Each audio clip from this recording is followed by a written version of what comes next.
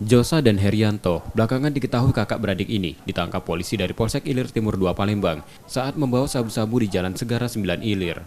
Keduanya tertangkap saat polisi melakukan patroli, melihat tersangka melintas sepulang membeli sabu dari salah satu pengedar.